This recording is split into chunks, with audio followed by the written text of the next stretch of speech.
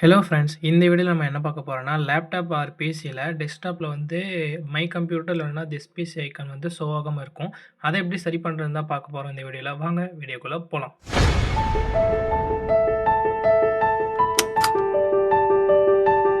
இதுக்கு நீங்க உங்க டெஸ்க்டாப்பையோ இல்ல லேப்டாப்பையோ ஆன் பண்ணிக்கோங்க.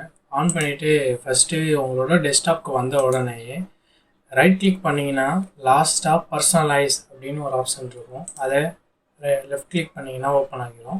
ஓப்பன் ஆனோடனே செட்டிங்ஸ்குள்ளே ஒரு பேக்ரவுண்டோட விண்டோவில் ஓப்பன் ஆகும்.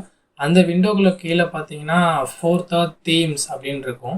அந்த ஆப்ஷனை கிளிக் பண்ணுங்கள். கிளிக் பண்ண உடனேயே தீம்ஸோக்கான விண்டோ ஓப்பன் ஆகிட்டு ரைட் சைடில் ரிலேட்டட் செட்டிங்ஸ் அப்படின்னு இருக்கும். அதில் பார்த்தீங்கன்னா டெஸ்க்டாப் ஐகான் செட்டிங்ஸ் அப்படின்னு இருக்கும்.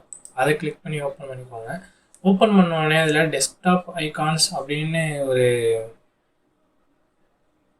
பாக்ஸ் ஓப்பன் ஆகும். அதுக்குள்ளே நீங்கள் கம்ப்யூட்டர் வந்து அன்டிக்கில் இருக்கும். அதை வந்து நீங்கள் டிக் பண்ணிவிட்டு அப்ளை கொடுத்துட்டு ஓகே கொடுத்துக்கலாம். இது மாதிரி நீங்கள் ரீசைக்கிள் பின் வேணுமா, network, user files, control panel இதெல்லாம் உங்களுக்கு டெஸ்க்டாப்பில் வேணுமா வேணாமா அப்படிங்கிறத நீங்களே செலக்ட் பண்ணிக்கலாம். இப்போ எனக்கு கம்ப்யூட்டர் திரும்ப வேணுங்கிறதுனால நான் அதை டிக் பண்ணிவிட்டு அப்ளை அப்படிங்கிறத கொடுத்துட்டு ஓகே கொடுத்துக்கிறேன். ஓகே கொடுத்தோன்னே இந்த செட்டிங்ஸை நீங்கள் க்ளோஸ் பண்ணிட்டு பார்த்தீங்கன்னா உங்களுக்கு வந்து திஸ் பிசி ஓப்பன் ஆகும். ஒரு தடவை ரெஃப்ரெஷ் பண்ணி பார்த்துட்டிங்கன்னா உங்களுக்கு திஸ் பிசி இருக்கும். நீங்கள் அதை உங்களுக்கு வேணுங்கிற இடத்துல நீங்கள் மூவ் பண்ணி யூஸ் பண்ணிக்கலாம்.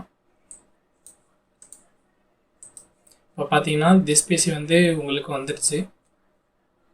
இது மாதிரி உங்களுக்கு எந்த திஸ் பிசி வேணுமா, ரிசைக்கிள் வேணுமா இல்லை வேணாமா அப்படிங்கிறத நீங்களே முடிவு பண்ணிக்கலாம்.